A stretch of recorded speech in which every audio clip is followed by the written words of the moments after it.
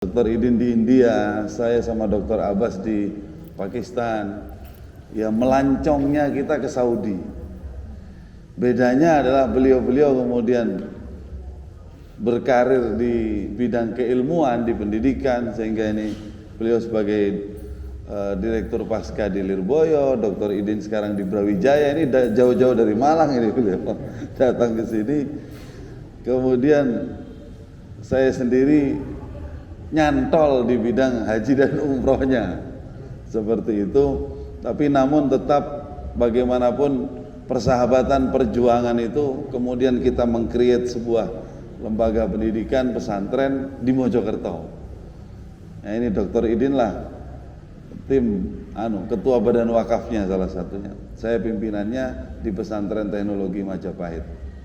Itulah persahabatan. Maka dikatakan rubba akhin lam talid walidah. Banyak persahabatan itu yang lebih dari saudara walaupun tidak dilahirkan dari satu rahim. Bismillahirrahmanirrahim. Alhamdulillahilladzi ja'alal Ka'bah marja'a qussadil muslimin fil haji wal umrah walit ta'ifina wal 'akifina war ruk'i sujud. Ij'alna mimman zara baital haram fi kulli 'am ma'al ahl wal dhurriyyah wal a'ila ya Allah ya rabbal alamin. Allahumma salli wa sallim wa barik ala nabiyyina wa habibina syafi'ina maulana Muhammad wa ba'd. Bapak Ibu sekalian, ibadah haji, ibadah umroh adalah sebuah ibadah yang spesial, dan ini adalah bentuk penyerahan jiwa raga kita yang terakhir kepada Allah. Setelah kita sholat, dari awal syahadat disyahadati, lahir disyahadati, atau syahadat dengan masuk Islam. Ada dari kita ini yang juga mu'allaf hadir di sini. Ada yang langsung sejak bayi disyahadatin, kemudian sholat, kemudian puasa, kemudian zakat.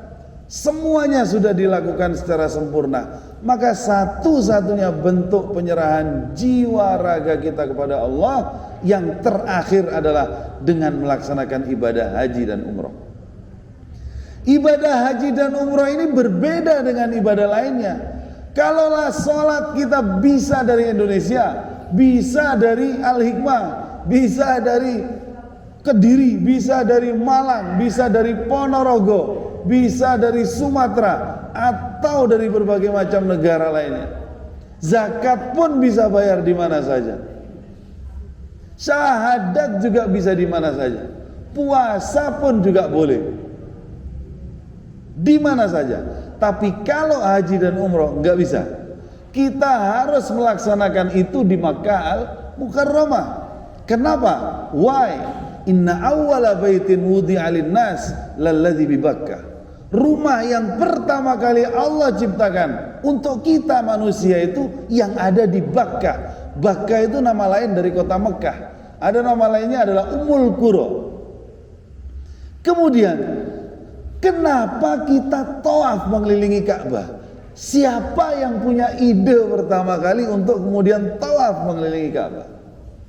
Bapak Ibu sekalian, ketika Allah menyampaikan kepada para malaikat, inni ja'ilun fil ardi khalifah, aku akan menciptakan khalifah, pemimpin di muka bumi ini. Kemudian para malaikat menjawab, ataj'alu fiha may yufsidu fiha wa yasfikud dima. Ya Allah, ngapain harus menciptakan sebuah ciptaan lagi, nanti akan ada pertumpahan darah dan lain sebagainya. Jawaban Allah apa? Inni a'lamu ma la ta'lamun. Aku lebih tahu dari apa yang tidak engkau ketahui. Kata-kata malaikat itu kemudian membuat para malaikat tersadar kalau beliau para malaikat itu sudah tidak taat kepada Allah dan merasa bersalah besar. Jawaban Allah mengatakan inni a'lamu ma la ta'lamun. Perkataan para malaikat, ngapain lagi menciptakan sebuah ciptaan yang ujung-ujungnya nanti akan pertumpahan darah?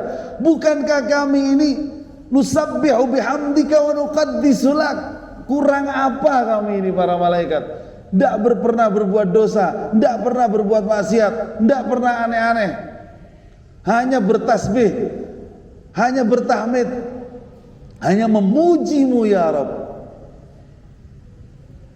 Allah menjawab, inni a'lamu ma la ta'lamun. Aku lebih tahu dari apa-apa yang tidak engkau ketahui.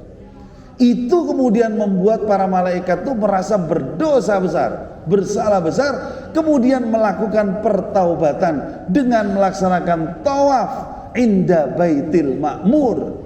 Kemudian para malaikat itu tawaf di Baitul Ma'mur. Tawaf itu setiap 70.000 malaikat tawaf, 70.000 lainnya sudah siap menanti.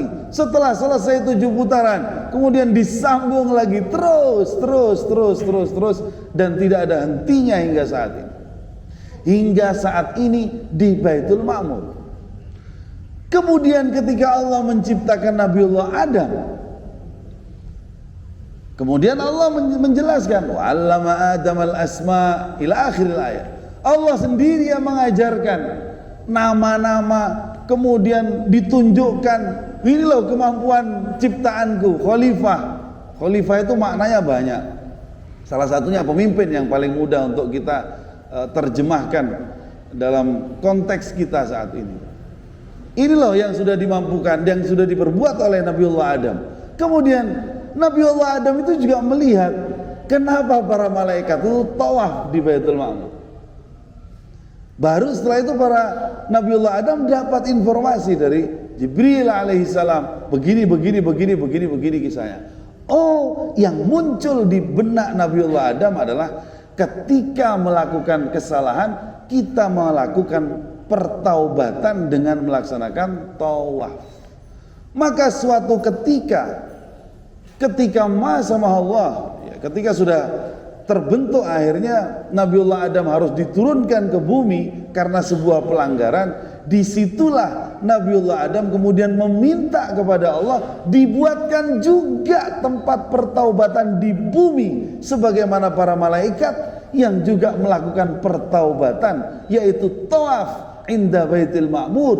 Tawaf yatufu inda Baitil Ma'mur, tawafnya kemana? Ya kepada Allah, ke Baitullah. Maka dibuatkanlah juga langsung atas perintah Allah yang semuanya dilakukan oleh Jibril alaihissalam, yaitu Ka'bah, atau dikatakan di Bakkah yang ada di Makkah, sebagaimana firman Allah, inna awwala baitin wudi'a linnas lalladzi bi Bakkah.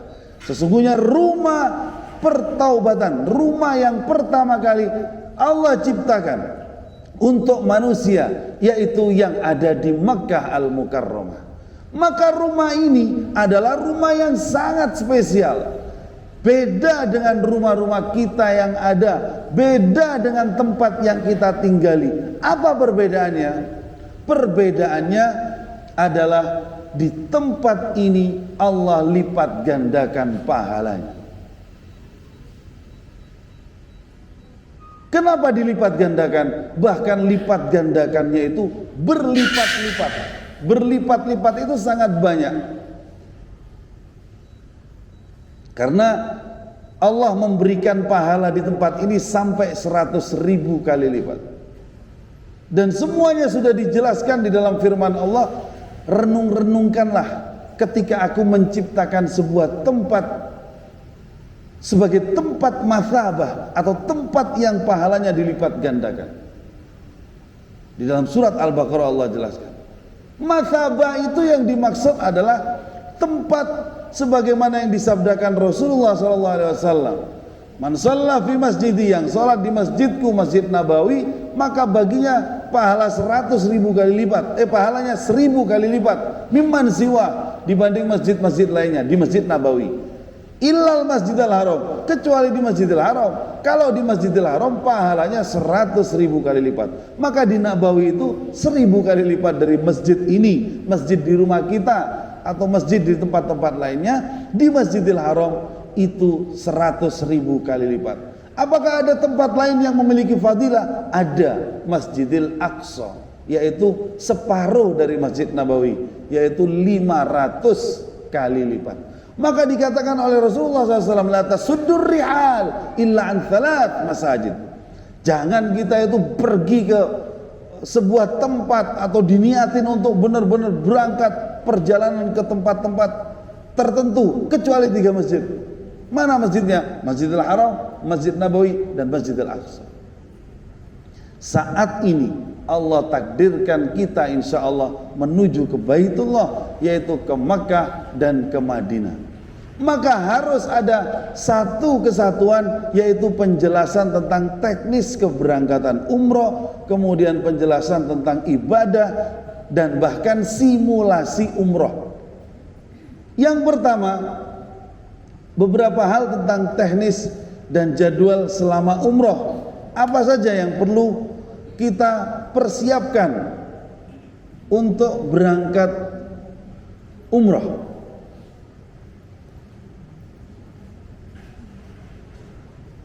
Pertama, pastikan seluruh kebutuhan jamaah disiapkan beberapa hari sebelum keberangkatan. Saat ini panjenengan udah mau berangkat yang tanggal 11 beberapa hari lagi, 16 juga beberapa hari lagi. Di buku manasik itu ada beberapa barang-barang yang dibutuhkan, yang bisa dibawa. Itu mulai ditoto di koper. Jangan malam berangkat, besok pagi berangkat, malamnya kita toto-toto. Tamunya banyak, kemudian barangnya juga ditumpuk-tumpuk sedemikian banyak, sampai pagi gak tidur, kemudian sampai pagi gak tidur, belum makan, terus sampai ke bandara kita siapkan makan, kaget karena makan sudah kenyang, kemudian capek di bandara geblak. Itu bahaya. Maka dari saat ini tolong disiapkan, ndak usah banyak-banyak. Bapak-bapak bawa sarung berapa Ustaz? 2 cukup.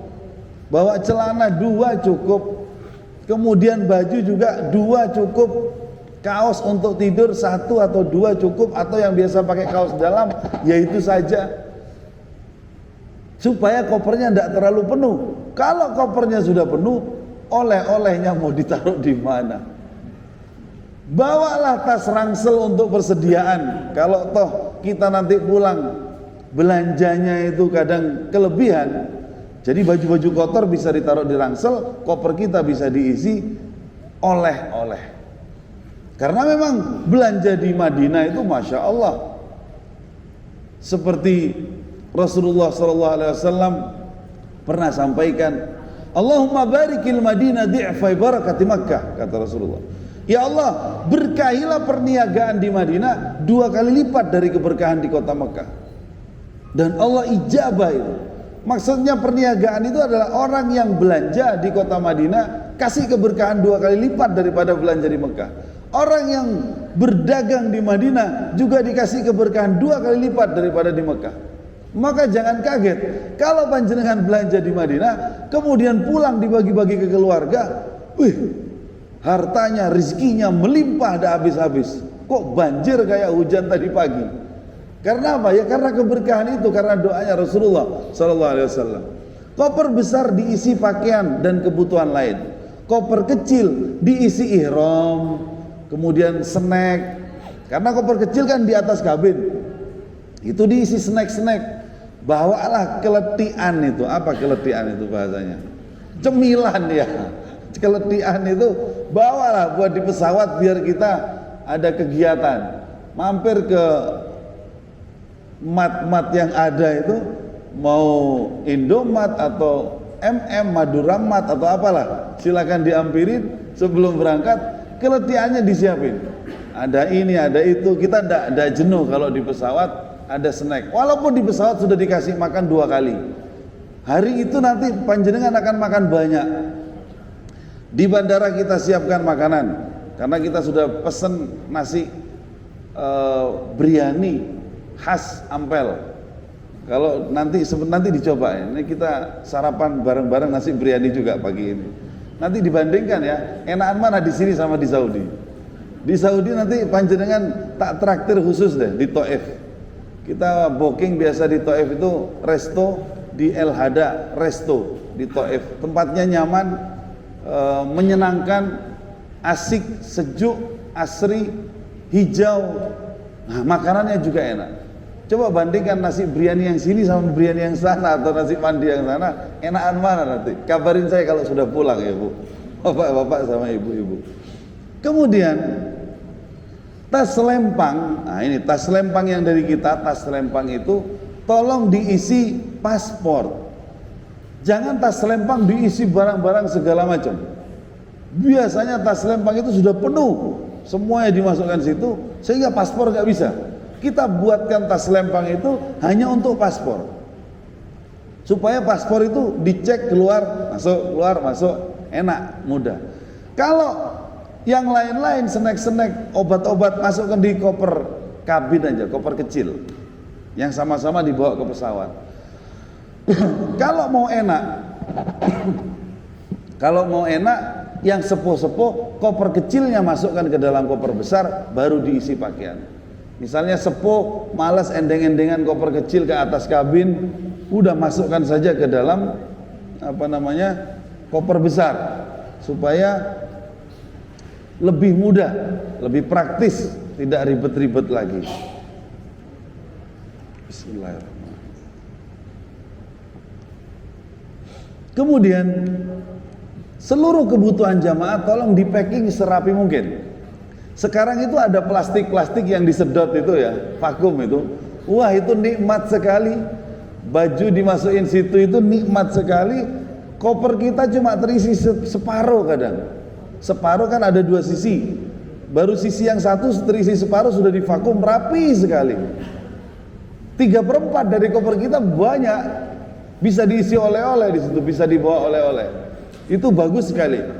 Kami melihat beberapa jamaah yang kami sampaikan saat manasik, kemudian membeli itu, pulang-pulang, Ustadz enak betul ini tempat ini, katanya. Terima kasih disampaikan. Maka saya sampaikan di manasik, boleh itu beli plastik vakum, itu murah sekali, di online ada dan bisa disiapkan. Kemudian kebutuhan lainnya semacam pulsa, kemudian penukaran uang, itu juga nanti bisa dibantu oleh Mas Huda dan tim Jasmine. Tolong dibantu Mas, karena jamaah biasa pulsa itu beli kartu di sana mahalnya minta ampun harganya, sampai di sana juga kartunya nggak bisa dipakai telepon WA kalau kartu sana, tapi kalau kartu di sini itu bisa.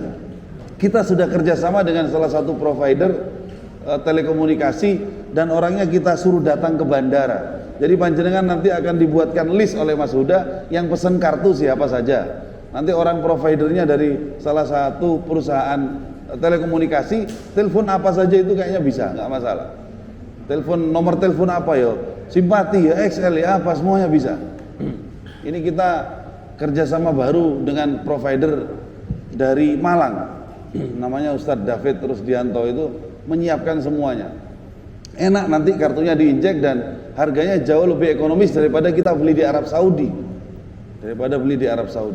Kemudian tentang penukaran uang. Uang juga perlu disiapkan dari sekarang, dan jika menukar uang di sana pastinya tinggi ratingnya, karena penukaran uang itu kan kosnya tinggi di pinggir-pinggir jalan. Kos-kosnya tinggi, nanti bisa dicarikan penukaran uang. Silakan dibandingkan panjenengan, dibandingkan di mana yang ada penukaran uang yang bagus.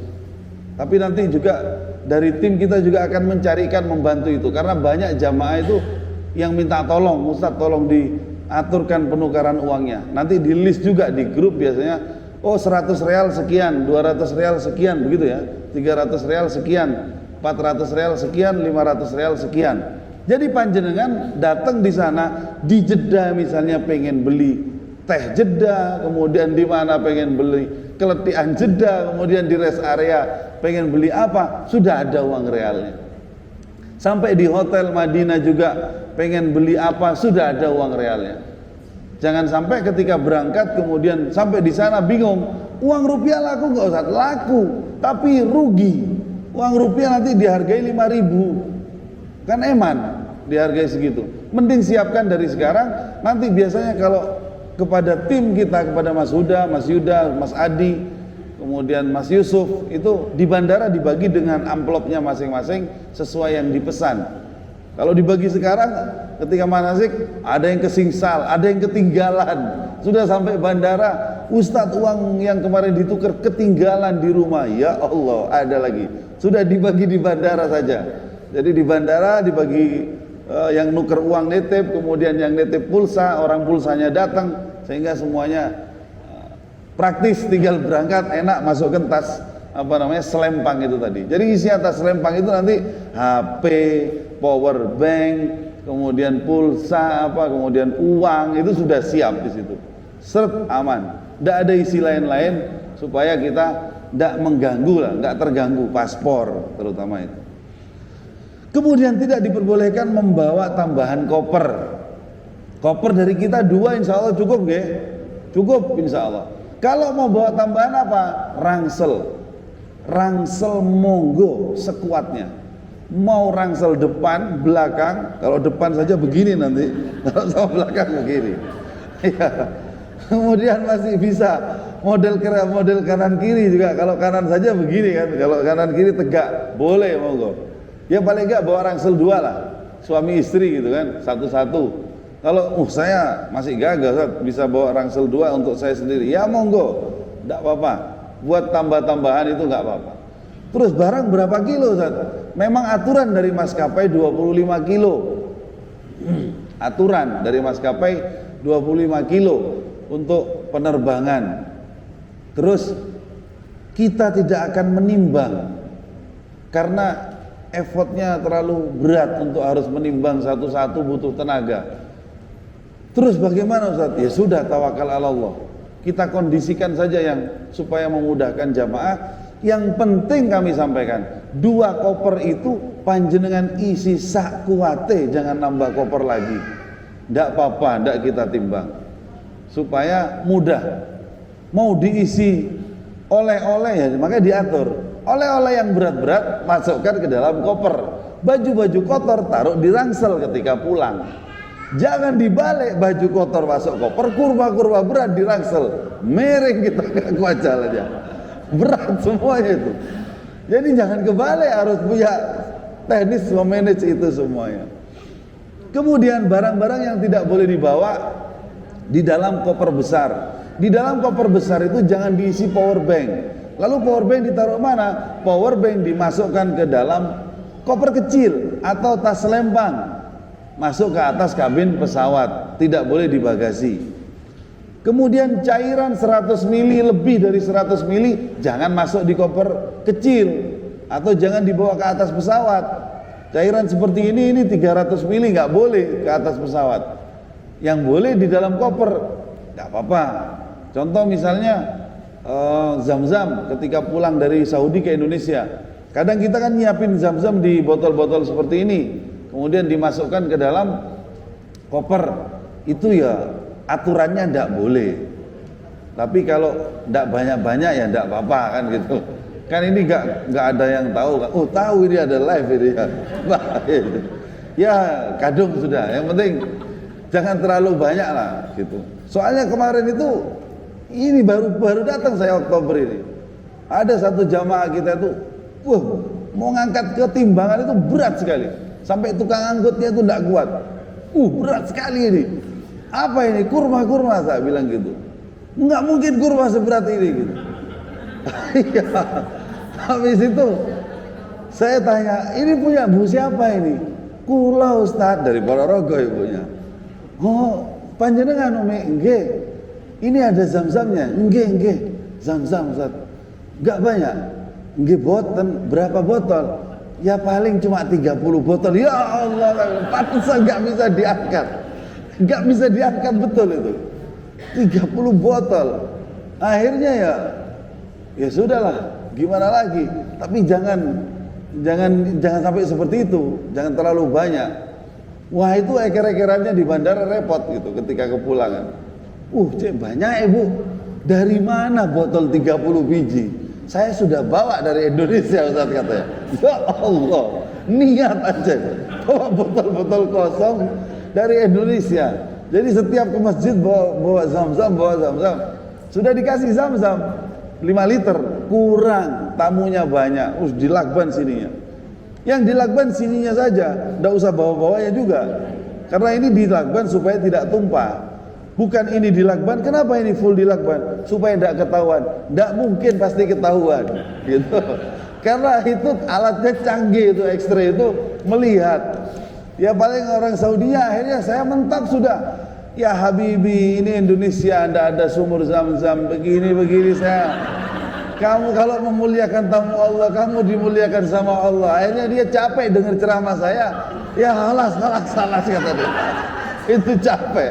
Kebetulan orangnya baik. Tapi kita kan akhirnya merayu-rayu begitu. Jamaah saya kemarin itu berangkat baru datang Oktober, umroh bersama UAS ini kita. Berangkat 2 Oktober sampai 14 sampai 15 Oktober itu terjadi. Maka kita sampaikan, tolong jangan banyak-banyak. Apalagi diniatin bawa botol 30 biji dari Indonesia. La haula wala quwata illa billah. Minuman keras dan obat-obatan terlarang tolong jangan dibawa. Ini bahaya betul. Bahaya betul. Kemudian benda atau benda tajam atau makanan yang baunya benar-benar tajam seperti durian itu tidak boleh. Jangan dibawa di koper besar maupun koper kecil. Pernah itu terjadi. Wah, heboh di bandara Jeddah. Wah ini bom, rudal gini gitu dan lain sebagainya. Ternyata saya bongkar, apa ini Bu? Ini mangga Probolinggo. Ya Allah. Orang Saudinya itu kan mangga itu pelaur dibungkus pakai aluminium foil. Ya nakut-nakutin orang Saudi, dia nggak pernah ngelihat mangga. Mango es, dia taunya jus, sudah berbentuk jus gitu mungkin. La haula wala quwata illa billah. Mangganya mangga yang ada madunya itu, yang titik-titik dalam. Nggak usah pakai aluminium foil, ini meden ini Bu, tapi lagi. Akhirnya setelah dibuka, dikupas itu, ayo kul makan. Enak juga ya. Iya, bukan mana ada bom enak kayak gini. Itu kan terjadi hal semacam itu. Kemudian satu lagi yang terpenting, bapak-bapak kalau bawa rokok jangan banyak-banyak. Kita kan umroh misalnya 12 hari atau 16 hari, maksimal 1 slop lah. Karena kalau banyak itu disita. Ini perlu kami edukasi, karena pasti membawa. Soalnya di sana kan mahal ya toh. Kalau di sini berapa, di sana tuh harganya mahal sekali. Kadang satu bungkus ada yang sampai 150.000 rupiah. Daripada mati gaya kata bapak-bapak tidak bisa. Jadi dia bawa dari sini. Boleh bawa tapi jangan terlalu banyak. 1 slop itu maksimal. Jangan lebih lah. Kalaupun lebih, dipencar lah. Dipencar di kopernya itu, jangan langsung berbentuk wungkul seperti itu, supaya kita aman. Itu seperti itu. Keberangkatan tanggal 11 November, umroh 16 hari, 11 November bersama Dr. Abbas, bersama Ustadz Fatur. Ustadz Fatur ini berangkat kumpul di bandara jam 8 pagi. 11 November, umroh 16 hari, kumpul di bandara Terminal 2 Internasional, T2 Internasional. Saya tidak bilang lama baru, tapi T2 Internasional yang dari Aloha bawa langsung itu. Urus itu jam 8 pagi. Kemudian tanggal 16 November umroh 12 hari. Kumpulnya agak pagi, jam 6 pagi kumpul di bandara. Karena ini pakai batik. Jadi kumpulnya agak pagi, jadwalnya pagi. Jam 6 pagi kumpul di bandara Juanda T2. Sama T2 semua internasional ya. Internasional T2. Kemudian tanggal 25 November 12 hari bersama Dr. Idin. Yang tadi tanggal 16 November bersama Dr. Abbas. Yang 25 November 12 hari bersama Dr. Idin. Ini nanti kumpulnya jam 10 pagi di T2. Jadi ada yang jam 6, ada yang jam 8, ada yang jam 10. Beda-beda jadwalnya. Nanti akan kami ulas kembali di dalam grup supaya lebih jelas. Selanjutnya kita langsung menjelaskan teknis di atas pesawat. Karena kalau kita berangkat pagi di pesawat itu akan ketemu beberapa kali sholat. Ada zuhur, ada asar, ada maghrib, ada isya. Kita akan ketemu beberapa kali sholat. Maka ketika sholat itu kami minta tolong untuk tidak wudhu di kamar mandi, tapi tayamum. Nanti maskapai akan mengumumkan, kalau panjenengan wudhu satu pesawat, sekali wudhu habis air kita di pesawat. Iya, habis. Dan itu sangat minimalis betul. Buang air yang penting-penting saja. Buang air besar aja pasti pakai tisu. Maka illam tajidu ma'an fatayammamu sa'idan thayyiban. Yang dimaksud sa'id itu adalah debu-debu yang bahkan tidak bisa nampak walaupun dengan menggunakan kaca pembesar atau mikroskop atau sejenisnya. Maka dimanapun kita berada akan ada sa'id. Itulah kemurahan Allah, itulah kasih sayang Allah. Disebutkan di Al-Quran sa'idan, bukan turaban atau bukan ardon. Kalau disebut turab jelas sekali, berarti kita harus bawa debu. Kalau disebut ard jelas sekali, kita harus bawa tanah. Tapi ini disebut sa'id di dalam Al-Quran. Di dalam lisanul Arab itu dijelaskan artinya. Kita kira-kira dari sa'id itu debu-debu yang tidak nampak oleh mata kita, kasat mata kita. Maka di baju kita pun ada sa'id, di kursi pesawat juga ada sa'id. Maka kita tayamumnya adalah wamsahu biwujuhikum wa aydikum. Cukup saja membasuh muka dan tangan kita saat melaksanakan tayamum. Contohnya adalah sederhana tapi harus dicontohkan. Kenapa wuju? Apakah kita membasuhnya 3 kali, Ustaz? Tidak, 1 kali. Kenapa di Al-Quran disebutkan wuju? Wuju itu jamak dari wajah. Wajah 1, 2, 3. Apakah kita ini berbuka 3 dianggapnya sama Allah? Tidak juga. Tapi karena ada 3 bagian yang harus dibasuh di dalam wajah kita, sehingga dijelaskan di situ wuju. Itu kata Imam Ibnu Katsir. Maka kalau kita di pesawat, kursi kita ambil. Maka ada 3 bagian di dalam wajah yang akan dibasuh itu nanti. Juga tangan yang akan kita pakai membasuh akan ada 3 bagian. 1 jari-jari, yang kedua sahnul yad kalau dalam bahasa fikih, atau telapak tangan. Yang ketiga adalah jempol. Ini 3 bagian yang akan membasuh 3 bagian dari wajah kita, sehingga disebut wujuh di dalam Al-Quran.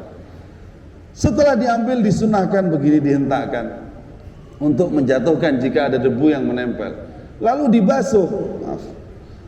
dibasuh pertama dari wajah atas. Jari-jari akan membasuh bagian jidat kita. Kemudian telapak tangan akan membasuh pipi kita. Kemudian jempol akan membasuh sampai sempurna dagu kita. Maka sempurnalah 1 kali membasuh. Begitu juga tangan. Apakah tangan ini disebutkan wa aidikum ada 3 tangan? Tangan mana lagi? Tidak, tapi ada 3 bagian dari tangan yang harus dibasuh. Sudah pertama ke sini, maka yang kedua ke sini, ke paha. Kita kan duduk. Kalau duduk itu pertama sini, kedua sini. Ambillah di sini. Begitu juga tangan dibagi 3, jari, telapak tangan dan jempol. Takdimul yumna 'alal yusra, kita dulukan yang kanan yang dibasuh, maka jari akan membasuh bagian depan dari tangan kita. Setelah selesai, dibalik bagian belakangnya dengan menggunakan telapak tangan. Seret satu persatu. Mana yang belum terbasuh? Jempol akan membasuh jempol kita satunya. Sempurnalah tayamum sebelah kanan, satunya sebelah sini. Seret dibasuh jarinya dengan jari, dibalik dengan telapak tangan. Yang belum terbasuh jempol juga membasuh jempol. Maka selesailah tayamum kita untuk 1 sholat. 1 tayamum untuk 1 sholat. Terus setelah sholat duhur 2 rakaat jamak qashar, kemudian kita sholat asar tayamum lagi. Iya. Tapi kalau tadi sudah pakai ini, maka ketika asar ini boleh dipakai lagi, sama ini lagi. Ketika duhur di depan pertama, kedua jangan di depan lagi. Pertama di sini, pindah ke sini. Ketika kita sudah selesai tayamum, kita sholat, maka debu itu akan masuk lagi di situ. Debu-debu tadi akan masuk di tempat itu dan bisa kita pakai kembali. Itulah tayamum yang benar. sebagaimana yang diajarkan Allah langsung di dalam Al-Quran. Panjenengan nanti akan melihat banyak orang-orang yang bawa handuk isinya tanah. Iya, kok bisa begitu? Dan itu kotor saat pesawat itu nanti. Tanahnya jatuh, ada turbulensi, gerutu-gerutu jatuh, biar. Ya Allah, kotor sekali di mana-mana. Pramugari capek bersihin gitu. Kemudian akan lagi orang lihat lagi orang nanti ketika tayamum sudah bawa tanah begini-begini. Begitu. Kemudian tanahnya digini kan dimasukkan ke kupingnya. Itu dari mana ajarannya? Al-Quran tidak mengajarkan itu. Jarene ngoten Ustaz. Jarene itu. Makanya lek maca kitab ojo Fathul Jare saya bilang itu. Fathul Bari sing lengkap. Lek ndak di Al-Quran aja sudah lengkap. Cara tayamum yang bisa kita pakai yang baik. Itu yang sederhana, nyaman. Mari kita praktek bersama-sama. Bismillahirrahmanirrahim. Tayamum lillahi ta'ala. Sudah kita ambil, kita hentakkan, kemudian dibasuh ini wajah kita dengan jari, kemudian ke hidung, telapak tangan ke pipi, jempol ke sampai sempurna seluruh wajah kita, dagu. Setelah itu kita ambil kedua di sini, kemudian jari ke sebelah kanan, depannya dibasuh oleh jari, selesai, kemudian dibalik sininya, bagian depan, oke, sampai ke jempol, selesai satu. Selanjutnya yang sebelah kiri, bagian belakang sini, oke, dibalik, siap, jempol oleh jempol, selesailah tayamum kita dan sempurna, panjenengan bisa langsung sholat. Setelah sholat, tayamum lagi untuk sholat asarnya. Begitu seterusnya untuk tayamum.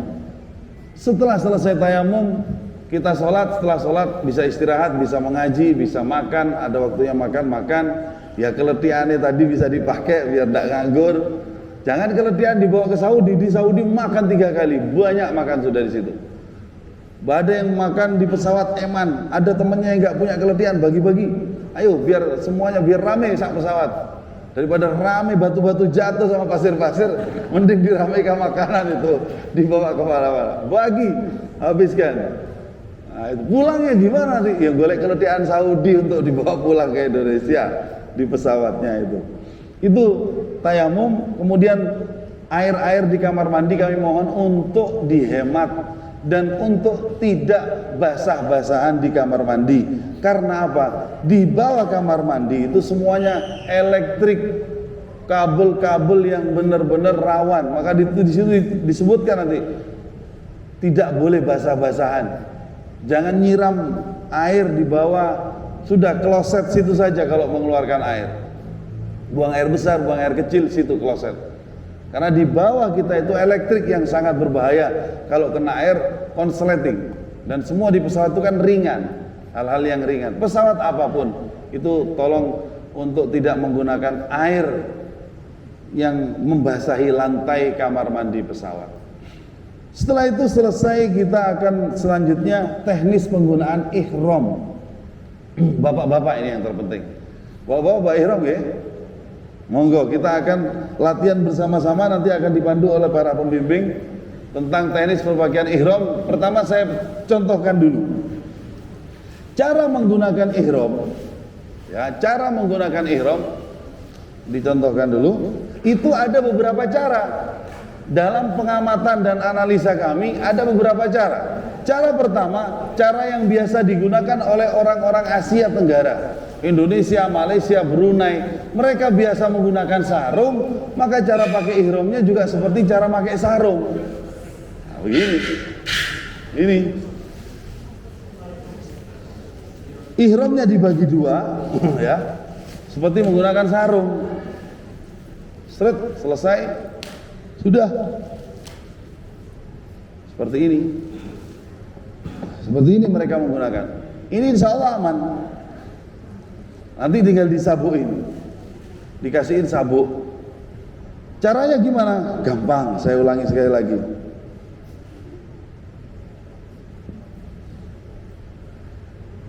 Caranya seperti pakai sarung. Jangan lupa tulisan Jasmine Tournya di depan. Biar buat tanda sama promosi sedikit lah. Ada ini kalau dari kejauhan enak nyari jamaah. Oh itu jamaah aku. Ada Jasmine Tournya itu.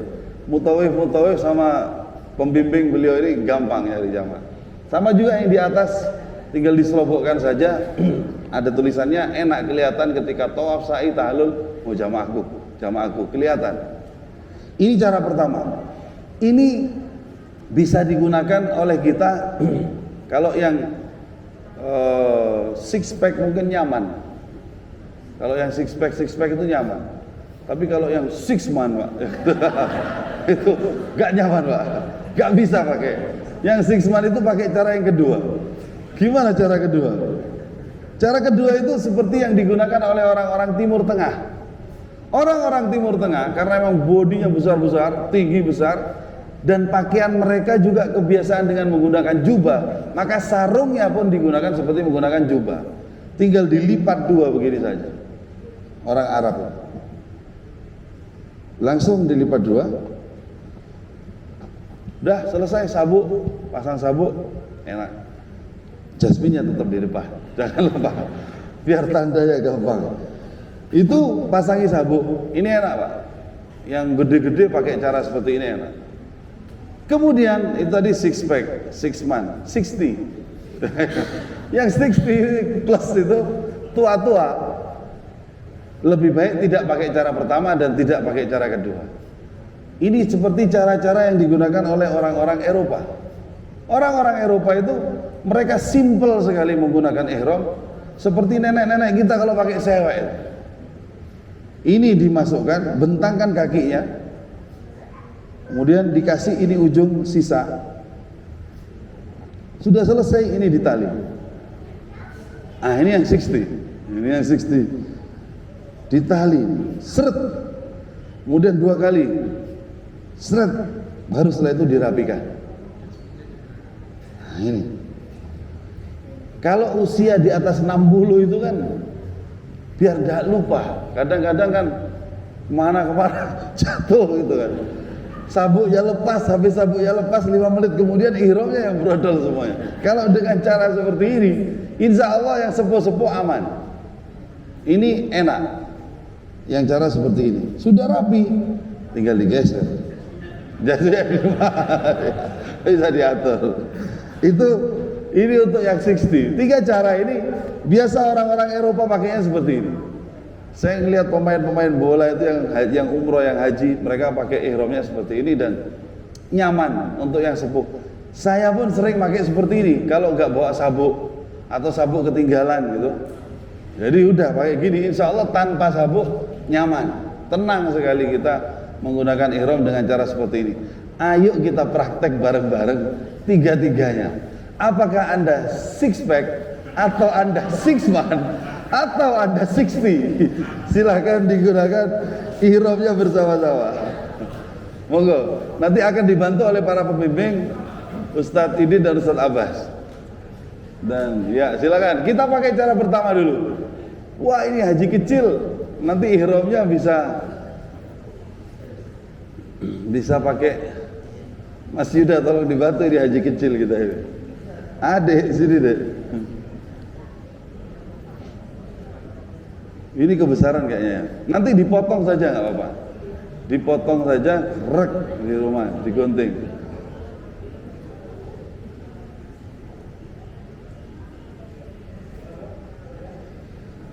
Baik.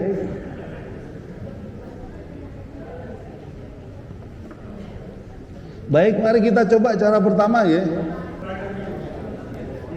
Simulasinya pakai baju bebas saja. Untuk ibu-ibu, ihramnya bagaimana? Ihram panjenengan adalah yang menutup aurat. Pakaian seperti yang panjenengan pakai ini adalah sah untuk menjadi pakaian ihram. Apakah ihram harus pakai baju putih? Ya tidak juga. Nanti di sana ibu-ibu akan melihat orang-orang Asia Tenggara kebanyakan pakai baju putih. Orang-orang Timur Tengah itu kebanyakan pakai baju warna hitam. Orang-orang Afrika nanti bajunya atasnya itu kuning, bawahnya merah. Iya. Kemudian kerudungnya hijau daun.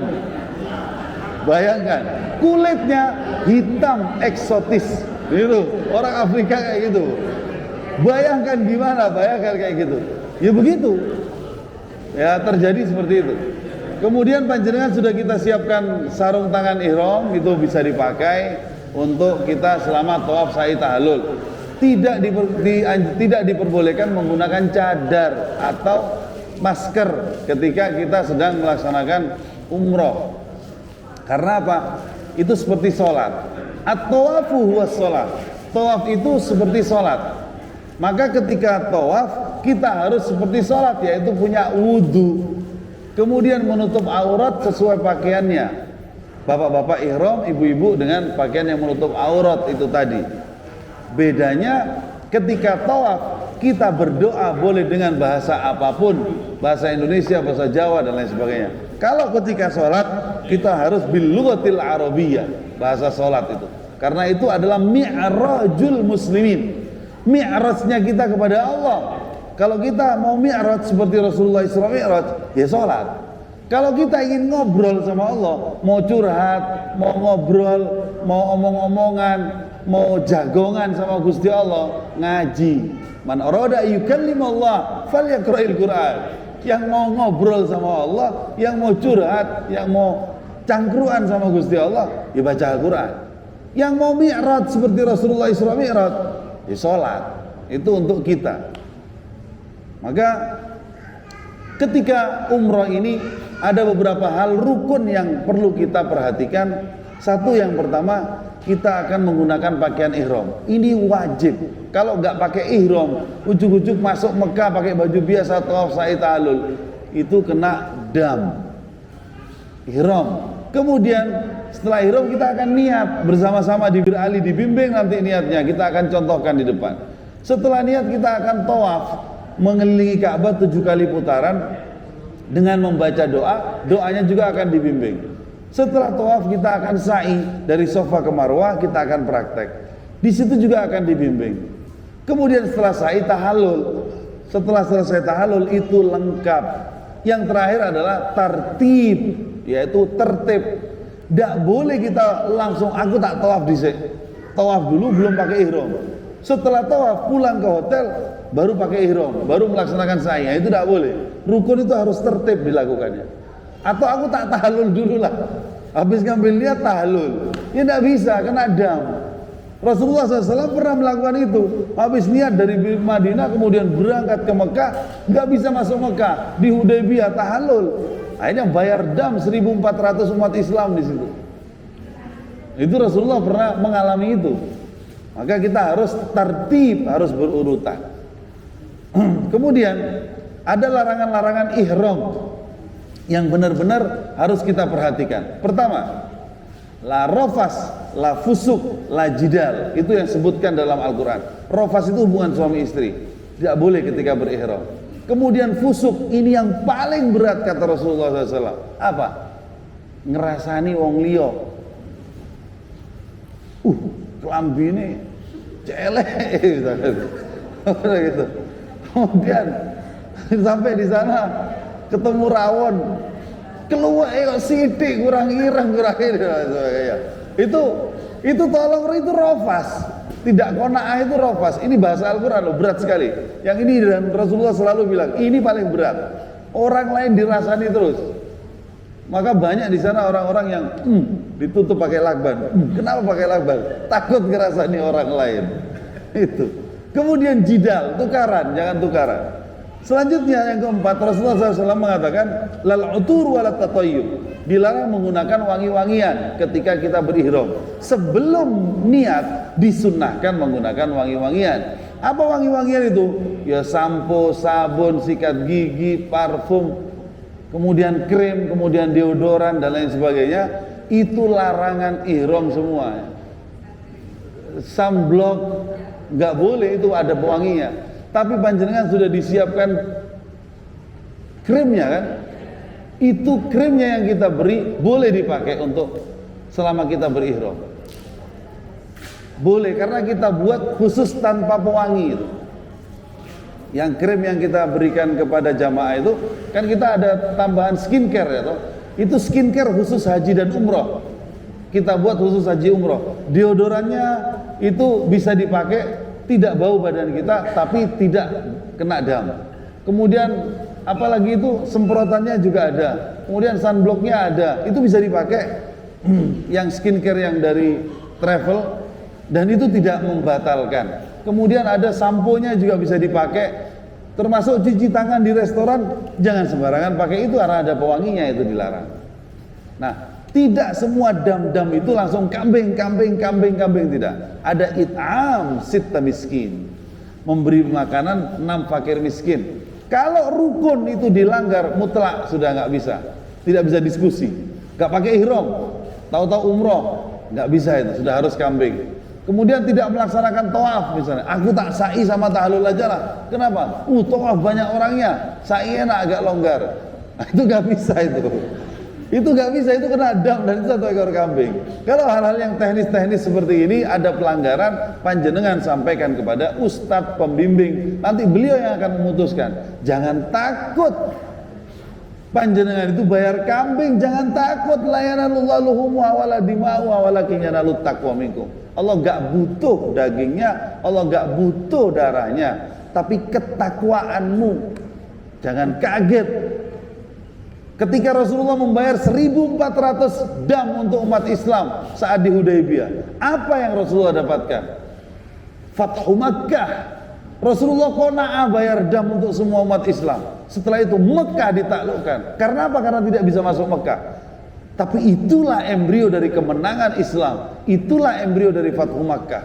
Tanpa ada peperangan, tanpa ada yang meninggal satupun. Dari 1.400, Rasulullah tahun depannya bisa membawa 14.000 umat Islam masuk Mekah, dan Islam mutlak menang di Mekah. Itulah kemenangan. Nasrun minallah wa fathun qarib. Karena apa? Beliau ikhlas membayarkan dam untuk semua umat Islam. Panjenengan juga harus ikhlas jika ada pelanggaran-pelanggaran yang tidak disengaja. Bukan berarti tidak sah, justru untuk menyempurnakan itu dengan sedekah. Sedekahnya nanti biar ustadznya yang bagiin ke miskin-miskin yang ada di sana. Kalau harus menyembelih ya juga di situ. Kemudian la taqtulus sayda wa antum hurum. Jangan berburu ketika menggunakan pakaian ihram. Berarti kita nggak boleh di sana berburu. Jangan juga membunuh hewan-hewan, itu dilarang. Kemudian yang keenam, dilarang memotong kuku, rambut, itu dilarang. Apapun bentuk rambut yang ada dalam tubuh kita, kuku juga dilarang ketika sudah ihram, sebelum sunnah. Kemudian yang ketujuh, dilarang memotong ranting atau mencabut tumbuh-tumbuhan. Itu adalah yang juga merupakan larangan-larangan di dalam ihram. Kemudian laki-laki dilarang menggunakan pakaian berjahit. Loh Ustaz, saya pakai sal itu bagaimana? Apakah itu berjahit? Iya, itu berjahit, tapi itu bukan pakaian, itu aksesoris. Kalau sal itu pakaian, panjenengan tidak pakai ihram, hanya pakai sal saja, itu gimana? Tidak mungkin kan seperti itu. Kan tidak mungkin pakai sal saja. Nah, itu bukan pakaian, tapi itu aksesoris. Sama seperti di sini ada ini bukan pakaian berjahit, tapi ini hanya aksesoris tanda sebagai syiar. Itu diperbolehkan. Kitabnya mana? Nanti kita ngaji bareng ya. Itu kita ngaji bareng, nggak disampaikan di mana sih. Itu Bapak Ibu sekalian. Kemudian Bapak jangan menutupi mata kaki. Kalau pakai sandal atau sepatu, jangan menutupi mata kaki ketika berihram. Yang ke-8. Yang ke-9, ibu-ibu dilarang menggunakan cadar dan juga dilarang menggunakan masker atau dilarang menutup muka bahasanya. Itu saja 9 dari larangan ihram yang perlu kita jaga dan kita jangan sampai melanggar itu semuanya. Aku lu matas maun, mari kita sambung dengan simulasi umroh di depan. Baru setelah itu nanti kita tanya jawab. Ada tambahan Dr. Idin, Dr. Abbas? Tamam? Baik, kita baris bersama di depan untuk melaksanakan simulasi. Assalamualaikum warahmatullahi wabarakatuh. Cek tes. Tawaf dari rukun Hajar Aswad. Mari kita bersama-sama ke rukun Hajar Aswad. Di sini batas hijau. Dari sinilah kita akan memulai tawaf. Ya, di sini. Maju ya, nggak apa-apa. Terus di tempat ini dari maju ya. Dari tempat ini tempat awal mulai tawaf. Ketika kita sampai di sini, kemudian kita nanti akan memulai mengangkat tangan Bismillahirrahmanirrahim, karena tidak mungkin kita mencium ya, karena jauh. Kalau Rasulullah dulu pernah mencium, kemudian pernah dari jarak jauh. Bismillahirrahmanirrahim, dikecup Bismillahirrahmanirrahim. Bismillahirrahmanirrahim. Bismillahirrahmanirrahim. At-tatlis fil ibadah sunnah, 3 kali sunnah. Maka ketika panjenengan satu-satu lewat sini nanti otomatis Bismillahirrahmanirrahim. Mari kita mulai. Bismillahirrahmanirrahim. Terus maju ya, Bismillahirrahmanirrahim. Bismillahirrahmanirrahim. Maju semuanya. Ya, maju semuanya. Mana sedikit? Bismillahirrahmanirrahim. Ya, terus maju. Maju semuanya sampai semuanya melewati batas hijau. Ya, bagus sekali. Baik, maju terus merapat. Baik, terus semuanya merapat biar semuanya melewati batas hijau. Bagus. Terus maju dikit. Udah celeng. Ya, ibu-ibu sudah melewati batas hijau semuanya, bagus. Bapak Ibu sekalian, dari batas hijau itu kemudian kita berdoa. Berdoanya apa nanti dibantu? Bismillahirrahmanirrahim. Bismillahirrahmanirrahim. Allahumma antas salam. Antas salam. Wa minkas salam. Wa minkas salam. Wa ilaika ya'udus salam. Salam. Hayyina rabbana bis salam. Hayyina rabbana bis salam. Wa adkhilna al-jannata daras salam. Wa adkhilna al-jannata daras salam. Tabarakta. Tabarakta. Rabbana. Wa ta'alaita. Ya dzal jalali wal ikram. Ya dzal jalali wal ikram. Nanti cara barisnya ibu-ibu di tengah dua, bapak-bapak kanan kiri sebagai tagar betisnya. Pembimbingnya di depan, mutawif bersama Ustadz pembimbing TL. Kita ada dua nanti. Ada yang satu di depan, satu di belakang. Bapak Ibu sekalian, saya akan membreakdown tentang Ka'bah. Kita harus tahu satu persatu Ka'bah.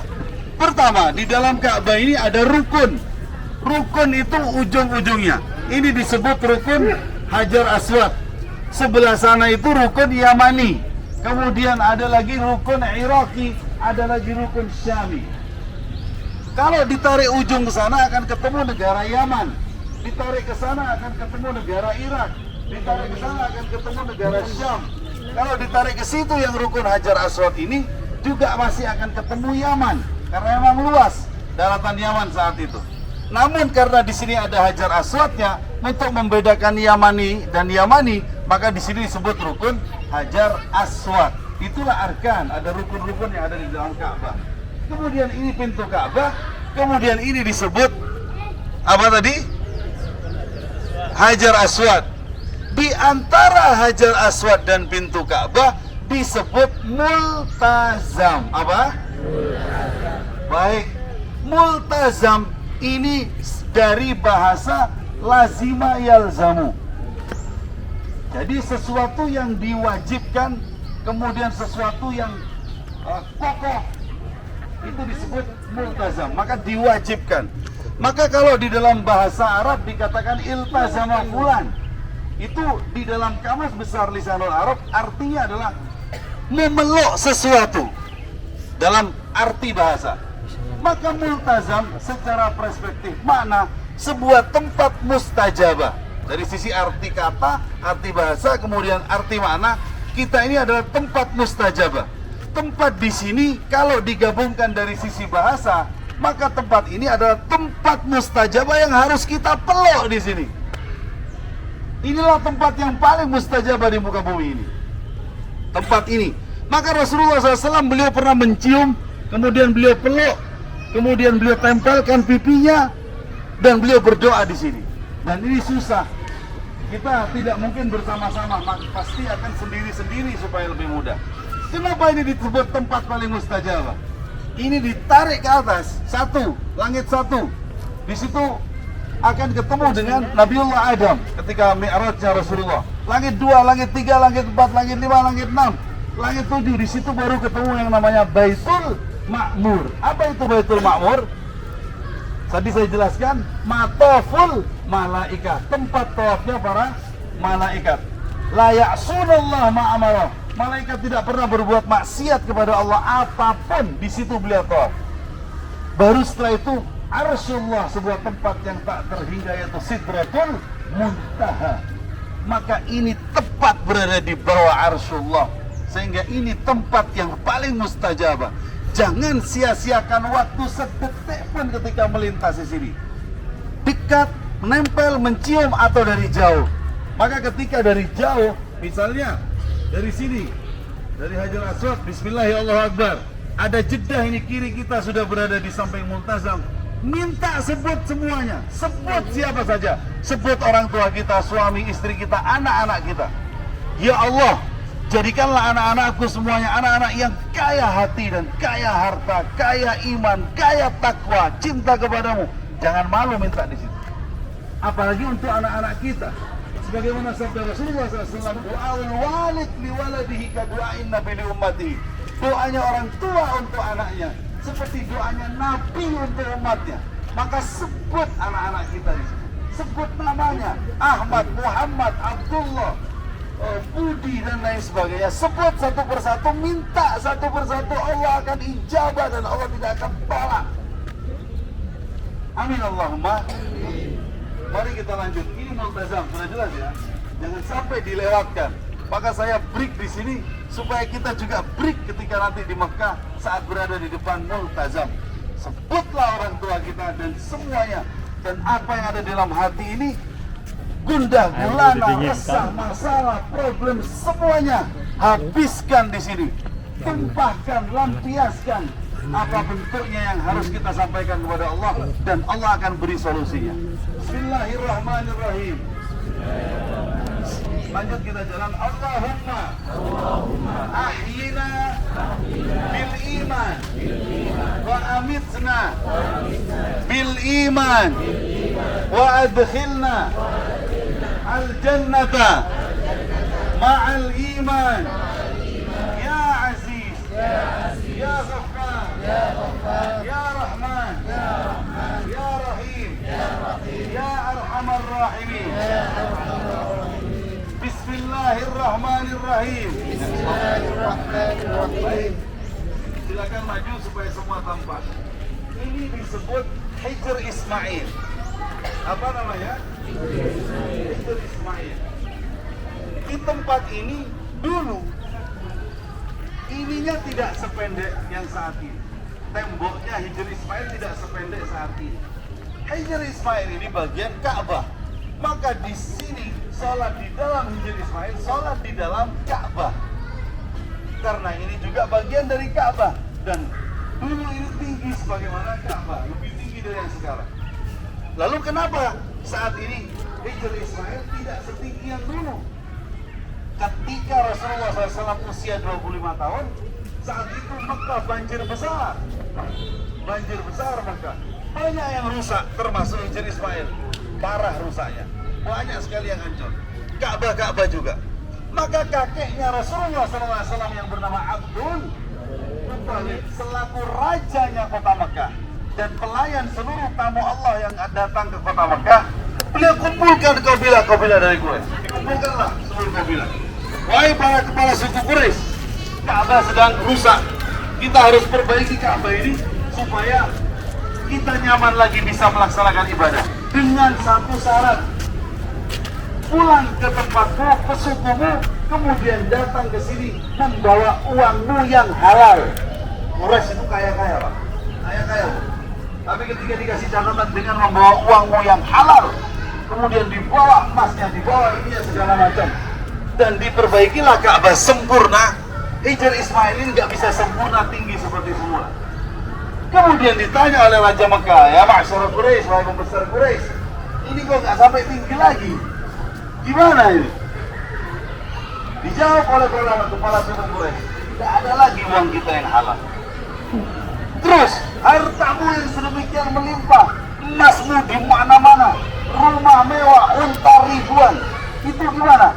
Haram semua. Mereka takut sama Ka'bah. Walaupun mereka itu bagaimana? Mereka takut kalau sudah dengan Ka'bah. Karena semua tahu kalau ini rumah Allah, tidak berani neko-neko. Makanya sejak itu, sejak usia Rasulullah 25 tahun, ini ya segini lagi, tidak tinggi lagi Hijr Ismail. Kita tahu ya, nanti panjenengan untuk masuk sini sendiri-sendiri. Kalau bersama-sama tidak akan bisa, karena memang sangat ketat dan dijaga. Waktunya pun singkat. Ketika datang di sini, pertama apa? Sholat. Setelah sholat, doa. Kalau masih ada waktu, doa yang banyak. Kalau udah diusir suruh keluar sama polisi, ya keluar saja. Diikutin saja. Mari kita lanjutkan sampai sempurna. Kita tidak muter 7 kali, 1 kali saja. Yang penting simulasinya tahu, anggap sudah 7 kali, ini yang ke-7. Bismillahirrahmanirrahim. Bismillahirrahmanirrahim. Allahumma zid hadzal baita tashrifan wa ta'ziman wa takriman wa mahabatan wa birran wazid man syarrafahu Itu orangnya. aw ya'tamaru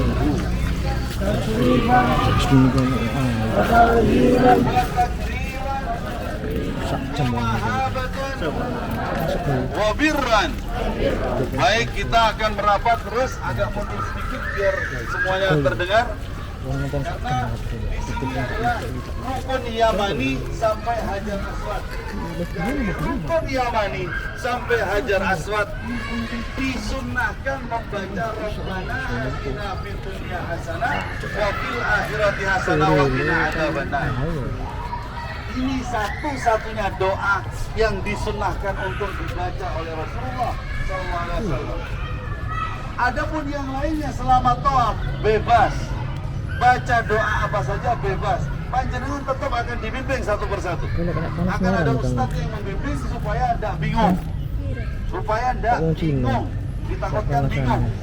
Maka dibimbing. Adapun yang lain mau berdoa sendiri boleh juga. Tapi di sini Rasulullah SAW ditanya kepada oleh sahabat, ya Rasulullah, kenapa engkau setiap kali melintasi rukun Yamani sampai Hajar Aswad bacanya selalu Rabbana atina fid dunya hasanah wa fil akhirati hasanah wa qina adzabannar? Sedangkan di tempat-tempat lain kau berdoa beda-beda ya Rasulullah SAW. Maka Rasulullah SAW menyampaikan, ketika aku membaca Rabbana atina fid dunya hasanah, ya Allah berikanlah kebaikan untukku di dunia dan juga kebaikan untukku di akhirat. Wa qina adzabannar, jauhkanlah aku dari siksa api neraka. Saat itu juga Jibril alaihissalam mengamini bacaan itu. Maka saat di sini panjenengan melintasi kemudian membaca Rabbana atina, yang ngamini itu malaikat Jibril. Dan saat itu pula jaminan surga akan kita dapatkan untuk kita semua. Saat itu pula kita menjadi nol lagi, seperti bayi yang baru dilahirkan yang sudah diamini langsung oleh malaikat Jibril alaihis salam. Maka jangan sia-siakan tempat ini untuk membaca Rabbana atina. Setelah selesai 7 kali putaran, kita akan langsung ke belakang makam Ibrahim. Di situ kita akan sholat sunnah 2 rakaat. Kalau di Bir Ali nanti ketika ihram akan ada sholat sunnah ihram 2 rakaat. Kalau di sini setelah tawaf akan ada sholat sunnah tawaf 2 rakaat. Itu sunnah. Di mana? Di belakang makam Ibrahim. Di situ kita akan jelaskan, cari tempat yang mirip di mangga-mangga ini. Mari kita berapat langsung. Alhamdulillah cuacanya cerah. Belum cerah. Alhamdulillah.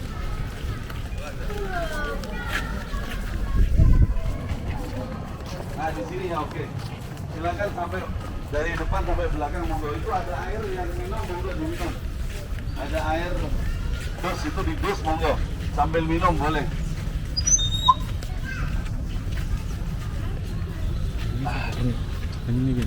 Supaya juga ikut masuk ke dalam. Bapak Ibu sekalian, setelah tawaf disunahkan sholat sunnah tawaf 2 rakaat di belakang makam Ibrahim. Ini makam Ibrahim. Makam Ibrahim itu apa? tempat Nabi Ibrahim berpijak. Nanti panjenengan di sana akan melihat banyak orang-orang yang salah. Di situ berdoa Allah maghfirlahu warhamhu wa'afihi wa'afuanhu wa akrim nuzulahu. Dipikir makam ini kuburan. Tidak mungkin Nabi Ibrahim dikubur berdiri tegak-tegak begitu, tidak mungkin. Tapi ini tempatnya Nabi Ibrahim berpijak saat beliau meninggikan Ka'bah. Idh yarfa' Ibrahim al-qawa'ida minal bait. Renung-renungkanlah kata Allah ketika Nabi Ibrahim meninggikan kembali pondasi. Ini bahasa Al-Quran yang sangat komprehensif dan sangat luar biasa. Yarfa itu bukan yabni. Kalau yabni itu membangun. Membangun itu dari pondasi. Kalau ini yarfa, meninggikan. Idh yarfa Ibrahim al-qawa'id, sudah jelas. Renung-renungkanlah ketika Nabi Ibrahim meninggikan kembali al-qawa'id, pondasi yang sudah Allah dirikan langsung melalui Jibril alaihissalam. Kemudian pada zaman Nabi Adam ada, Nabi Idris ada, Nabi Nuh banjir besar, kemudian hapus runtuh semua. Allah tutup pondasinya rapat-rapat dan dijaga. Maka qawaidnya sudah ada atau pondasinya sudah ada. Nabi Ibrahim meninggikan kembali temboknya. Jelas ya? Ketika meninggikan itu butuh pancian lek ngarani. Apa itu pancian? Kandang. Tempat berpijak. Tempat berpijaknya itu apakah sejauh ini? Ataukah memang Nabi Ibrahim itu seperti Nabi Adam, tinggi, jadi kalau naruh dari jauh. Kalau ini Ka'bah dekat gini kan gimana dia? Butuh dari jauh sehingga enak gitu kan. Yang pertama. Yang kedua, atau Nabi Ibrahim sakti seperti Angkling Darmo, diuncang-uncang begitu saja terus nempel sendiri. Atau yang ketiga, dulu makam Ibrahim ini pasti gak sejauh ini. Pasti kalau meninggikan dia akan butuh pijakan, maka dia akan dekat kan untuk naruh. Mana yang betul Bapak Ibu sekalian? Yang pertama, Nabi Ibrahim tinggi seperti Nabi Adam sehingga harus penuh jarak. Yang kedua, Nabi Ibrahim sakti, dilempar-lempar saja udah nempel sendiri. Yang ketiga, makam Ibrahimnya nggak di sini aslinya. Kira-kira mana yang betul? Yang pertama atau yang kedua? Atau yang ketiga? Yang pertama lebih masuk akal. Nabi Ibrahim tinggi. Kalau Nabi Ibrahim tinggi, panciannya misalnya di sini, pancian, ini Ka'bah. Ini tinggi kan kejauhan. Kalau yang ketiga, makam Ibrahimnya tidak di sini juga masuk akal. Yang menjawab adalah Al-Quran. Turunnya ayat wattakhidhu min maqami Ibrahim musalla, salah satu sebabnya adalah ini. Ketika Rasulullah SAW bersama Umar bin Khattab melaksanakan tawaf, kemudian saat itu Rasulullah SAW merasakan bagaimana makam Ibrahim itu dekat dengan Ka'bah. Karena Nabi Ibrahim itu juga cicit kakek-kakek moyangnya Rasulullah. Rasulullah itu keturunan dari Nabi Ibrahim yang ke-22, yaitu dari putranya Nabiullah Ismail. Kemudian turunlah Nabi Rasulullah SAW dari keturunan yang ke-21, kalau dari Nabi Ibrahim yang ke-22. Maka dari itu, ketika tawaf, ketika Nabiullah Ibrahim mendirikan Ka'bah, tinggi-tingginya Nabiullah Ibrahim juga tidak setinggi Nabiullah Adam, tapi normal seperti orang-orang pada masa Rasulullah. Dan karena Nabi Ismail juga datang ke Mekah juga sama dengan konteks umat Mekah yang ada saat itu. Maka makam Ibrahim yang lebih tepat dekat dengan Ka'bah, bukan Nabi Ibrahimnya yang tinggi, tapi yang ketiga yang betul. Ketika itu dipakailah ini untuk meninggikan Ka'bah. Setelah tinggi sini, pindah situ, pindah sampai ini selesai. Ini selesai, maka ini ada di sebelah sini, terakhir selesai. Kemudian karena dekat dengan Ka'bah, ketika Rasulullah tawaf dengan Umar bin Khattab, maka Umar bin Khattab mengatakan, ya Rasulullah, ini terjadi penyempitan jalan. Dari situ luas, di mana-mana luas, di sini sempit. Misalnya ini Ka'bah, ini makam Ibrahim dekat. Di sini sempit. Di sini nggak bisa dilewati tawaf karena di sini orang banyak yang sholat. Bagaimana ini ya Rasulullah? Ini macet. Ini Islam baru segini. Bagaimana Islam kalau berkembang? Pasti akan lebih macet, akan lebih masalah. Rasulullah menjelaskan, ya Umar, sejak Nabi Ibrahim sampai sekarang ribuan tahun belum ada Nabi yang memindahkan ini. Katanya Rasulullah SAW. Ya dia Umar, muter lagi, satu putaran lagi. Ya Rasulullah, tambah macet, katanya Umar bin Khattab. Ini kalau kita menaklukkan Persia, kemudian Konstantinopel ditaklukkan, tambah di sini situ dan lain sebagainya. Katamu la tuftahanu Konstantinia ya Rasulullah, akan ditaklukkan nanti. Bagaimana besarnya Islam, bagaimana besarnya kalau orang sebanyak ini, tambah macet, tambah cepit, tambah ini. Visioner Umar itu kan. Pola pikirnya kan out of the box, jauh ke depan. Didengarkan oleh Rasulullah, ya Umar, ya Ibn Khattab, dinasehatin berbagai macam hal. Terus muter itu ke itu terus. Dikritik terus tentang ini, tentang macet ini. Kalau di tol itu ada penyempitan jalan lah Pak. Itu terjadi. Qadarullah. Dalam beberapa putaran kemudian Rasulullah terhenti, kemudian Rasulullah terdiam, kemudian Rasulullah agak tersedak-sedak nafasnya, kemudian setelah itu Rasulullah SAW keluar keringat yang habis-habisan banyaknya, bahkan jenggotnya itu basah dan menetes semuanya sehingga gemetar beliau. Dan sahabat sudah melihat itu tanda-tanda wahyu datang. Maka Umar bertanya, "Ataka malakal wahyi ya Rasulullah?" Apakah engkau didatangi malaikat Jibril ya Rasulullah? Ya nggak jawab Rasulullah. Gimana mau jawab antara hidup dan mati sudah? Kalau kedatangan Jibril begitu. Wah, begitu. Tersedak-sedak sampai terhenti. Sampai seakan-akan benar-benar mau meninggal sudah. Namanya orang kedatangan wahyu itu tak kuat. Kalau kita lihat ciri-cirinya.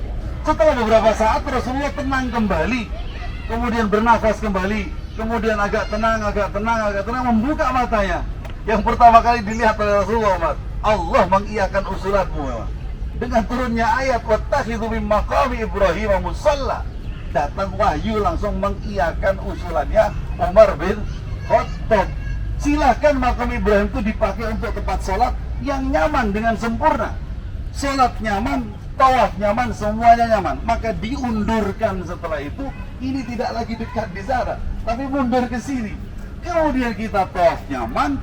Setelah tawaf kita kemudian bisa sholat di sini, juga nyaman di belakang makam Ibrahim. Kemudian ulama tafsir menjelaskan makna wattakhidhu min maqami Ibrahim musalla.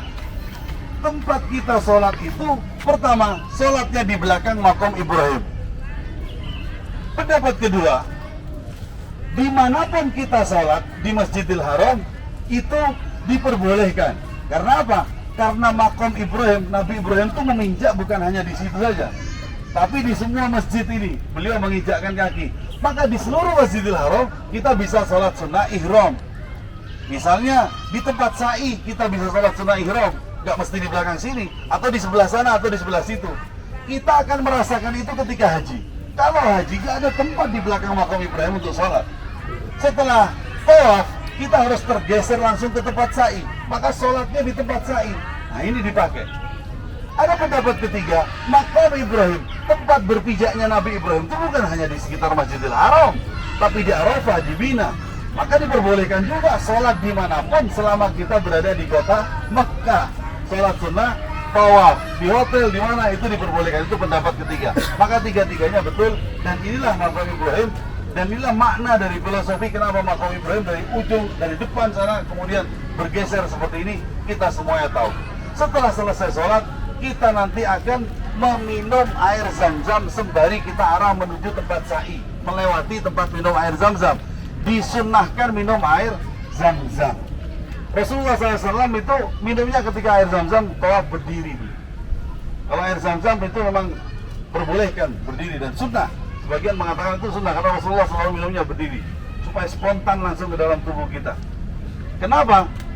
Karena ketika minum kita kan berdoa, Allahumma inni as'aluka ilman nafi'an wa rizqan wasi'an wa shifaan min kulli da'in wa saqam. Ya Allah, berikanlah dengan air zam-zam ini ilmuku bermanfaat, hartaku luas, tak terbendung, kemudian rizqan wasi'an wa shifaan, dan beri kesembuhan atas seluruh penyakit yang ada dalam tubuhku. Min kulli da'in wa saqam. Apapun penyakitnya kita sembuh dengan minum air zam-zam. Maka itu betul sebagaimana sabda Rasulullah SAW, ma'u zam-zam lima syuribalah. Air zam-zam itu akan mengikuti niat peminumnya. Ya Allah, saya ini punya penyakit darah tinggi, saya pengen dengan air zam-zam ini sembuh darah tinggi saya. Insya Allah sembuh. Karena air zam-zam itu mengikuti niat peminumnya. Dan doa tadi Allahumma inni as'aluka ilman nafi'an wa rizqan wasi'an wa shifaan min kulli da'in wa saqam itu adalah yang didoakan, yang dibaca oleh Abdullah bin Abbas radhiyallahu anhu. Kemudian diiyakan oleh Rasulullah SAW sehingga itu menjadi hadis. Sehingga kita dengarnya itu doa yang untuk doa minum air zam-zam itu yang hafal sampai kita, betul ya? Allahumma inni as'aluka itu doa minum air zam-zam. Itu dari Abdullah bin Abbas yang pertama kali membaca itu. Karena Abdullah bin Abbas itu membacakan itu kemudian diiyakan oleh Rasulullah sehingga itu menjadi tikrar, menjadi qarar dari Rasulullah atau keputusan. Karena hadis itu kan ma'udhifa ila Nabi SAW min qaul, kata-kata Rasul, au fi'l, perbuatan Rasul, au takrir, keputusan Rasul, au sifat atau sifat-sifatnya Rasul. Yang dibaca oleh Abdullah bin Abbas diiyakan oleh Rasulullah menjadi sebuah keputusan sehingga itu menjadi hadis. Lalu apa doa yang biasa dibaca Rasulullah SAW saat beliau minum air zam-zam? Saat beliau minum air zam-zam, beliau selalu membaca doa, ma'u zam-zam lima syuribalah fa inni asyrabuhu li dhaya'i atas yaumal qiyamah. Air zam-zam akan menyembuhkan sesuai kehendak yang meminum. Sesungguhnya aku meminum air zam-zam ini li dhaya'i atas yaumal qiyamah, untuk kehilangan rasa dahagaku di hari kiamat nanti. Mana matahari sak jengkal, panasnya sebegitu dahsyat, bagaimana terbakarnya ini tenggorokan. Mudah-mudahan dengan air zam-zam ini tenggorokanku nggak terbakar, kepalaku sejuk di padang mahsyar nanti, kata Rasulullah. Begitu juga umat-umatku, semua umatnya Rasulullah. Itu yang dibaca Rasulullah, ma'u zam-zam lima syuribalah fa inni asyrabu li dhaya'i atas yaumal qiyamah, supaya nggak haus lagi nanti di hari kiamat. Apapun yang dibaca, dua-duanya benar karena dua-duanya itu merupakan sebuah hadis dan itu sahih semuanya. Mari kita berangkat menuju sa'i. Air zam-zam silahkan diminum, di kardus itu ada. Saya juga mau minum. Bismillah. Monggo kita ke Bukit Sofa sebelah kanan. Monggo. Bisa akhirillah. Awan hajjal baita. Aw i'tamar. Fala junaha alaihi. Ayyat tawafa bihima. Faman tatawwa'a khairan fa inna Allaha syakirun alim. Ini doanya tetap begini bareng-bareng. Tidak usah bingung. Buka buku, buka halaman pira, halaman selawe. Buku kok itu lekor buku. Keseng sih doanya Pak keliru Pak. Wah, kayak gitu tuh lekor. Apa gitu? Semua kamu dari orang gitu. Waduh, gak hari-hari ya ini saya itu muter-muter saja. Mending ikutin ustadznya, nanti teriak ikutin. Itu bareng-bareng potong-potongan supaya mudah. Mari kita sa'i. Bentar. Sa'i ini ketika dari sofa ke marwah, satu, marwah ke sofa dua. Jadi jangan satu, jangan. Jadi 1, 2, 3, 4, 5, 6, 7. 7-nya harus di marwah.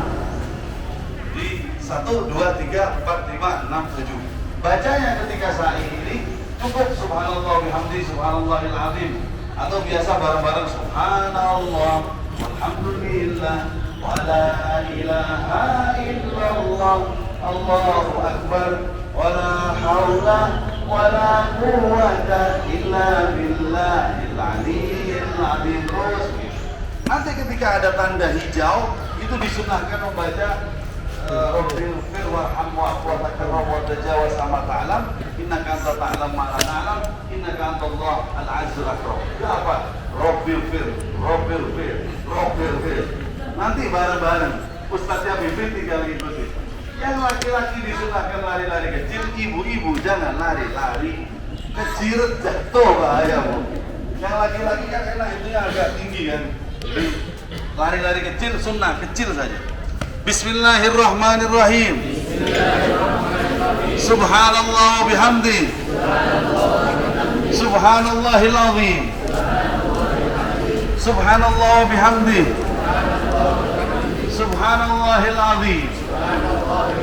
Ini lampu hijau kita baca Rabbil fir warham wa'fu wa takarram wa tajawaz amma ta'lam innaka anta ta'lam na'lam ma la na'lam innaka antallah al-a'azzu al-akram. Anggap ini sudah 7 dan kita sudah selesai. Kita akan berkumpul di Bukit Marwah. Jadi Safa ini Marwah. Di Bukit Marwah ini kita pertama kali akan melaksanakan tahallul. Ya, kan? Tahallul itu apa? Menghalalkan seluruh larangan-larangan ihram tadi dengan mencukur beberapa helai rambut kita. Doanya Rasulullah SAW atau yang diucapkan oleh Rasulullah SAW, Allahumma barik lil muhallikin. Ya Allah, berkailah orang-orang yang setelah haji dan umroh atau setelah sa'i itu mencukur gundul rambutnya, botak. Kemudian sahabat bertanya, wa kaifa lil muqassirin ya Rasulullah? Bagaimana kami sahabat-sahabat dan semua umat Islam yang hanya mencukur beberapa helai saja? Jawaban Rasulullah yang kedua kali, Allahumma barik lil muhallikin. Jawaban tetap, ya Allah, berkailah orang-orang yang setelah haji dan umroh mencukur gundul. Waduh, sahabat bingung 2 kali. Ya Allah, ya Rasulullah, tahu kita diberkahi yang gundul, tapi kita ini tidak gundul, kita hanya cukur biasa. Lalu apakah kita juga dapat keberkahan ya Rasulullah? Baru yang ketiga beliau menjawab, Allahumma barik lil muhallikin walil muqassirin. Ya Allah, berkailah orang-orang yang mencukur gundul dan juga yang mencukur beberapa helai saja. Artinya apa? Oleh para muhaddisin dijelaskan bahwasanya yang mencukur gundul itu keberkahannya 3 kali lipat daripada mencukur biasa. Ibu-ibu jangan gundul, Bu. Panjenengan cukur biasa keberkahannya sudah 3 kali lipat seperti bapak-bapak yang gundul. Ini khusus bapak-bapak saja. Setelah tahallul, pertama nanti akan dicukur oleh pembimbingnya, mutawifnya, ustadznya. Setelah itu bapak-bapak semua selesai, kemudian bapak-bapak bisa mencukurkan istrinya yang bawa istri. Yang enggak bawa istri, jangan ikut-ikut cukur. Jangan sosok sibuk. Yang enggak bawa istri, jangan mikirin orang lain. Oh, saya cukur, jangan. Biar ibu-ibu nanti yang mencukurkan ibu-ibu yang lainnya. Sudah selesai kita akan berdoa bersama. Panjenengan tinggal amini saja. Bismillahirrahmanirrahim. Allahumma shalli ala Muhammad walhamdulillahi rabbil alamin. Allahu akbar kabira walhamdulillahi katsira subhanallahi bukratan wa asila. La ilaha illallah wahda sadaqa wa'da wa nasara 'abda wa 'azza jundahu wa hazama al-ahzaba wahda. Allahu akbar walillahil hamd. Allahumma ij'al umratan mabrura sa'yan mashkura dhanban maghfura tijaratan lan tabur. Ya 'alim ma fis sudur akhrijna min adh-dhulumati ila nur. Wa yassir lana siratal Makkah wal Madinah ma'al barakatil jama'at ya Allah ya arhamar rahimin. Ya akramul mukarramin biyadikal khair innaka ala kulli syai'in qadir walhamdulillahi rabbil alamin. Panjenengan mabrur dan sudah dipanggil, punya kaplingan sudah di surga, punya kuota, sudah punya jatah di surga. Setelah sempurna ini semuanya, insya Allah kita bareng-bareng di surga. Amin Allahumma. Setelah ini kita akan foto bersama di depan miniatur Ka'bah. Kemudian kita masuk ke dalam untuk mendengarkan tanya jawab. Nanti dijawab oleh para pembimbing kita, Dr. Idin dan Dr. Abbas akan menjawab pertanyaan-pertanyaan apapun dan juga kami. Mari kita foto bersama dulu di depan miniatur Ka'bah.